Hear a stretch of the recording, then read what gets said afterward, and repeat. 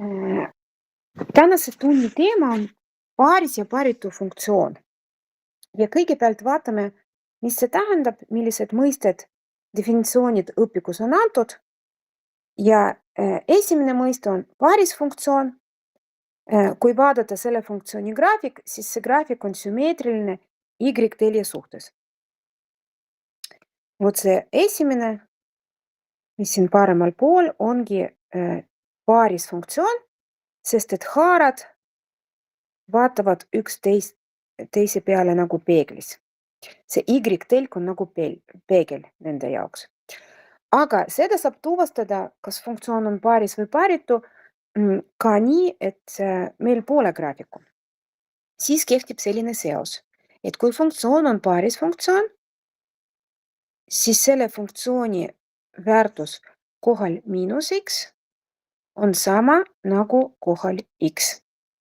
Et pärast me vaatame sellised ülesanded ka, mul on ette valmistatud mõned, siis vaatame, kuidas seda kontrollida. Ja üks mõiste veel, paaritu funktsioon, see on funktsioon, mille graafik on sümmeetriline koordinaatide alguspunkti suhtes. Ja see teine graafik, just paaritu funktsiooni graafik, et siin on peegel üks punkt, mis on koordinaatide alguspunkt. Kuidas seda graafiku järgi vaadata? No mina teen niimoodi, et ma nagu see osa, mis on ühel pool näiteks, pööran siia poole enda peas, jah, ma praegu joonistan, aga muidu ma mõtlen niimoodi, et see üks osad ma vahetan siis veerandid ja Y-telg jääb peegliks. Kui on nii, siis tegemist on paaritu funktsiooniga. Ja samamoodi nagu paarisfunktsiooniga, seda saab kontrollida ka ilma graafikuta. Ja paaritu funktsiooni jaoks seos selline kehtib, et f kohal miinus x võrdub miinus f kohal x. Varsti proovime seda ka. Järgmine slaid. Siin on antud funktsioon, mis on paarisfunktsioon. Y võrdub 3x ruudus, ma selle y asemel alati saan kirjutada f kohal x. See on funktsiooni tähistus, kas me y kirjutame või f kohal x, vahet ei ole.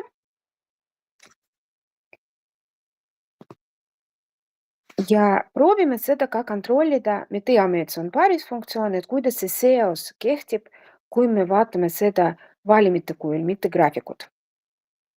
Kui f kohal x võrdub 3x ruudus, siis proovime seda leida ka siis, kui meie argument on miinus x.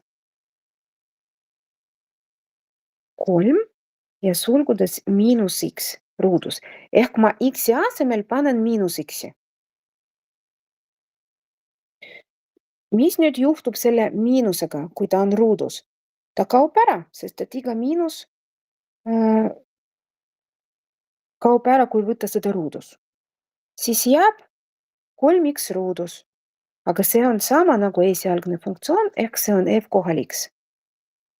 Me näitasime siin ka analüütiliselt ja mitte graafiku järgi, et tegemist on paarisfunktsiooniga.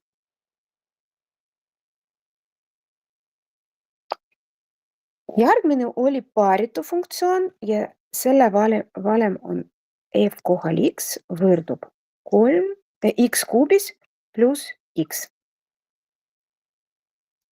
Proovime kontrollida analüütiliselt, kas see funktsioon on tõesti paaritu. Võtame see sama funktsioon, aga kohal miinus x.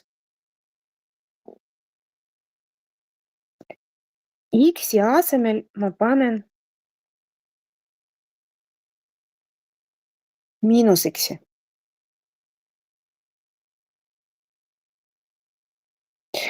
Kui miinus on võetud kuubis, siis see ei kao ära, see jääb alles.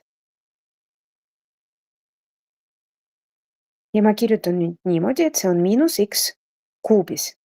Samamoodi ka x-iga ja ta ei ole astmes, pluss ja miinus kõrval annavad miinust. ja nüüd ma võtan miinus või -1 sulgude ette.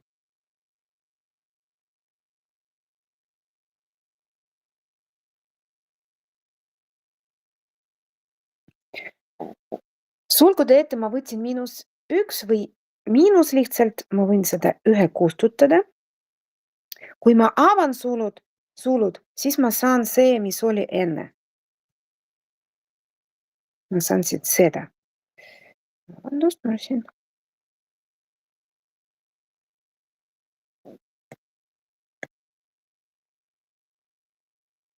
niimoodi. Aga see, mis on sulu sees, see ongi esialgne funktsioon. Ehk tulemus on miinus f kohal x, mis näitab meile, et tegemist on paaritu funktsiooniga.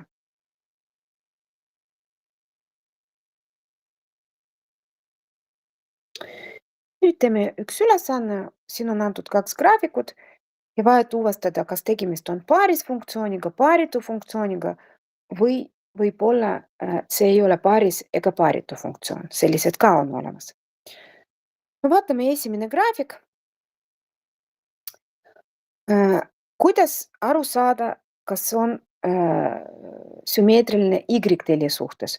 No Y-telg peab olema nagu peegel ja esimese joonise jaoks see ei ole nii. On näha, et see vasakpoolne osa ja parempoolne osa, nad ei ole samad, noh, sümmeetrilised Y-telje suhtes, aga äkki siin on sümmeetria 0 punkti suhtes. Mina teen niimoodi, et ma peas, praegu ma punktiiriga näitan, et see osa, mis on vasakul pool, ma tõstan ümber nagu X on peegel.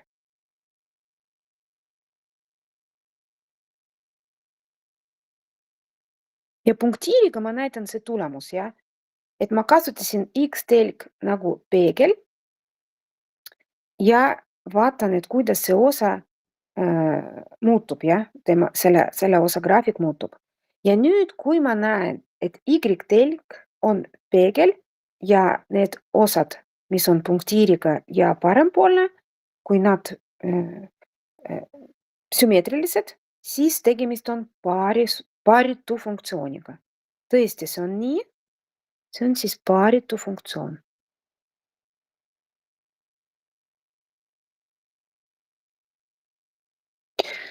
No teine graafik siin, Y on peegel, sümmeetrilised osad, see on paarisfunktsioon.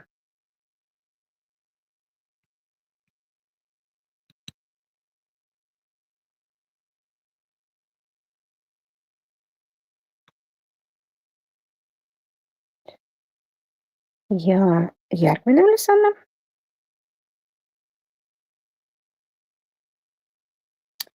Nüüd on vaja kontrollida, kas algebraliselt ja kas tegemist on paaris või paaritu funktsiooniga või võib juhtuda, et ta ei ole paaris ega paaritu. No siin me kõik punkte ei tee. Teeme näiteks alguses 7.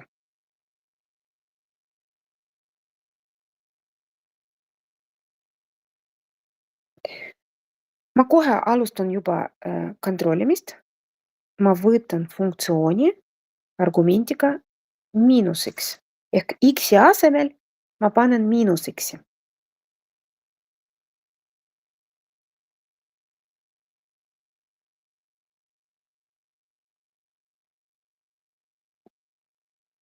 Igal pool, kus on x, ma lisan miinuse. Ja muidugi mul tekivad ka sulud. Kuna kui ma ei pane sulud, siis see tähendab, et ei ole miinus x astmel 5, aga ainult x astmel 5, mis ei ole korrektne.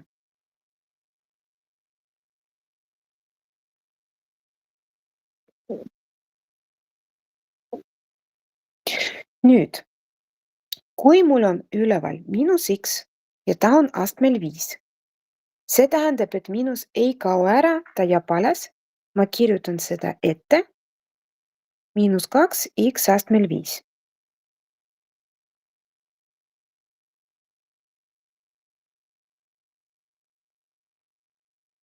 Ja samamoodi juhtub, kui x miinus x on kuubis allpool. Miinus jääb alles, miinus 2x kuubis ja 2 miinust, mis on kõrval, annavad plussi.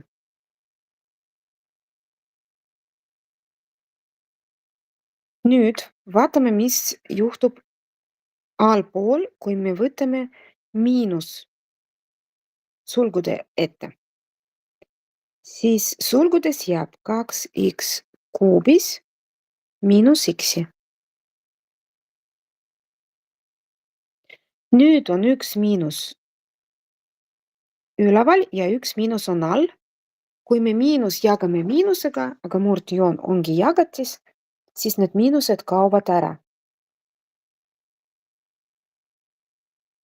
Siis 2x astmel 5 üleval, 2x kuubis miinus x all.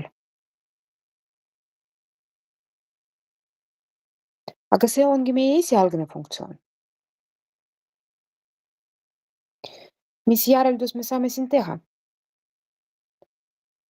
Et see on paarisfunktsioon.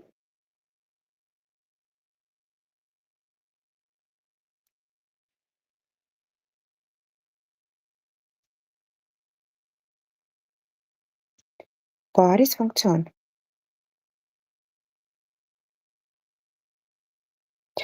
Valime veel midagi siit. No näiteks 9. Ma võtan siin järgmine leht ja 9. punkt. Kohe alustan kontrollimist. Ma panen x-i asemel miinus x-i.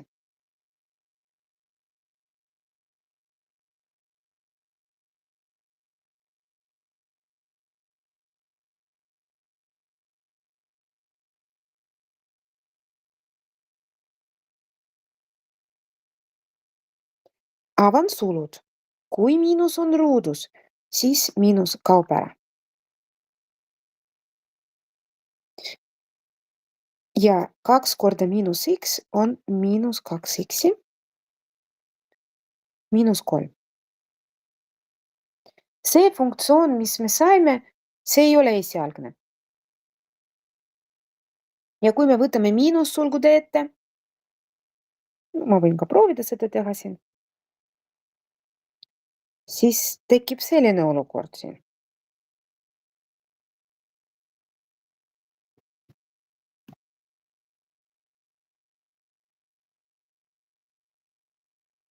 Ja ka ei ole esialgne sees, no sulu sees. See tähendab, et see ei ole paaris ega paaritu. See funktsioon ei ole paaris ega paaritu.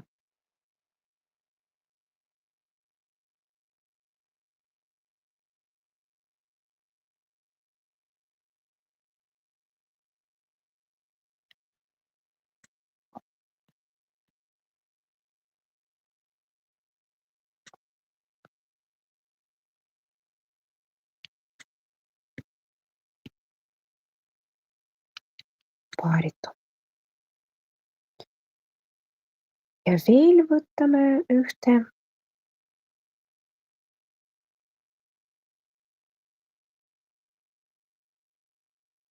Näiteks võtame esimest.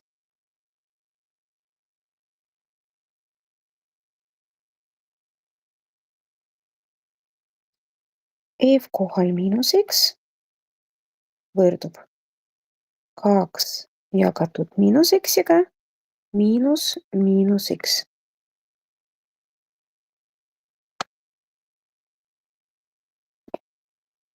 Ma võin panna miinus murru ette. Ja nüüd ma võtan miinus sulgude ette.